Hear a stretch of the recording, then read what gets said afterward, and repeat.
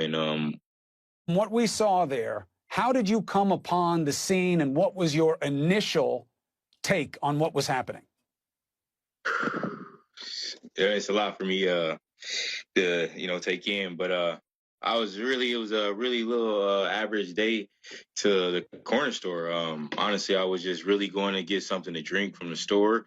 I'm in the neighborhood, and I chose a cup to go to. And once I approached the store, I seen three squad cars outside the store. I didn't really think too much of it. I live in a city. I'm from the city. Right. Things happen in the city. It's a lot of different things that happen, and the police got to do their job to protect everybody, and what not. That's what was going through my mind. So I was like, another day. So as I was getting out the car, I was just hearing a lot of noise and different motions of voices and at different tones, and when I was about to walk in the store, like my spirit just like kind of stopped me. It was like, maybe you shouldn't walk in the store. Maybe you should actually go over there and see what's going on. Because I usually just mind my business, unless I don't need to, And what did you see? As I was walking over there, I seen a couple of people were standing there first. I seen the squad car, and I seen one Asian officer, Tao, and I heard people vocally speaking to an individual about, maybe you should, you're cooperate and you're okay now, maybe they're going to be able to let you up, and then I started hearing, as I was walking, another guy talking about he couldn't breathe and something about my stomach. So I've been working with the Minneapolis Police Department through Peachy Luce's, the clubs, for the last 10 years. So once I walked up and then doing personal security, I just sat there and observed first to see what was going on, to see if it was, what was going on, because I didn't know. And first thing I noticed was, I didn't know his name was at the time, but I think his name is Floyd, George Floyd. George Floyd, and he was actually, panting for his life, begging for, his forgiveness. Like, I pretty much saying he's sorry, he's gonna do the right things. He want to get up. His stomach's hurting.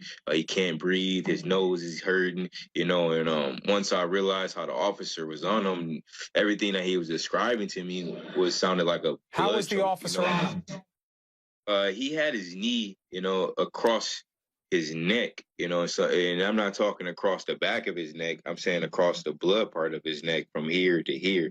So his knee wasn't from here to here, which is your spinal part. His knee was from here to here, which is your articles and your blood choke, your veins and things like that. The things that cut your circulation off from your neck and your brain to your body part. For how long do you think it was like that? I got there at least 8 to 10 minutes because another witness walked up a little bit after me, and at this time you can hear my voice in the video explaining to this officer what he's doing, what he's capable of, and what they could not be doing at the moment. Did anybody explain to you, or did anything make sense to you about why were they just sitting there with this guy with his knee on his neck and the officers around? Like, why did it take so long?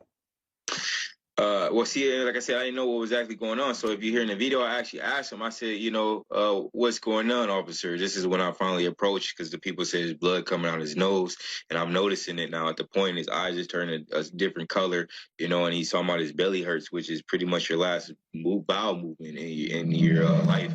And so that's when I started, pleading with the officers, and nobody else really. There's only 2 or 3 other people that really spoke up, about it. Me, another guy, and the lady off-duty fire department. Did they give you any explanation as to why they were keeping him there and why it was taking so long? They said he was resisting arrest, and when he told me he was resisting arrest, I said, officer, he's not resisting arrest. You have your knee in him, and you have handcuffs on him. He is detained at this moment.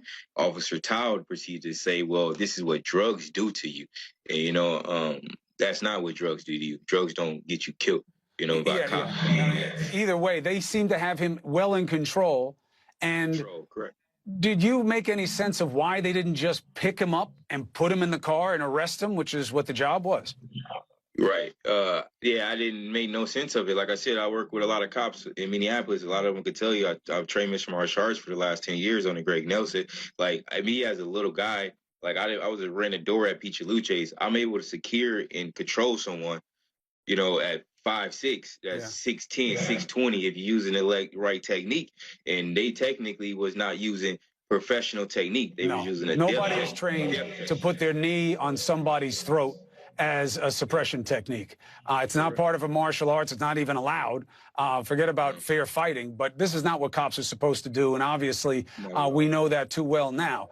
But the part that makes the least sense, did any of the cops, did you hear them talking to each other about why they couldn't just move him and get him out of the situation?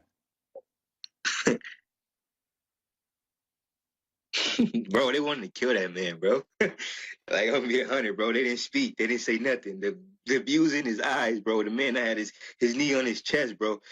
He knew what he was doing. His shimmies in my man's neck, bro. He knew what he was doing. It's just like having a jiu-jitsu choke. If I'm here, I'm shimmying, boom, my choke's on there. I told him it was a blood choke. He knew it was a blood choke. He looked at me when I said it. He put his head down. He did not make any more gestures. He did not say any other thing. And the two other cowards that was on the other side of the car, I didn't know nothing about. I didn't know about until I got videos in my social media and things like that. So they was intent to smother my man and kill my man. And I seen it. I seen it in his eyes. I seen it in his demeanor, and I seen it in their movement. And Officer Tao didn't partake in it, but he had control of what was going on the other side of that car for me not to see what was going on. Because the people that know me personally know how I am. And I'm very good. I'm a controlled athlete. I'm a controlled person. You know, I have different levels to who I am. And I showed my controlness out there in front of the world. I got letters, notes from multiple people that know me from growing up in the city that said I was the most controlled they ever seen in my life, as I'm seeing another man that looked like me, that feels like me, that got the same complexion as me, lose his life to another man that had no senseless. He had no feeling. He had no remorse. He had shit in him. He had no feeling. I don't even think he had a heart at that moment. And he's going to feel that for the rest of his life. Just like I'm going to hear my man say this, I can't breathe. I want my mama. And I'm coming to find out that this man died 2 years on the day that his mom died. I'm a mama's boy, bro. Like, that shit hurts me deep down inside, bro. And, like, something needs to be done. Or something needs to be done. I know this is hard for you, especially having been there, and that you wanted to help, and that you were afraid this was going to happen. And I know the police tried to get you out of there, and supposedly there is video of you showing restraint and just pushing hands away from you, but not engaging with the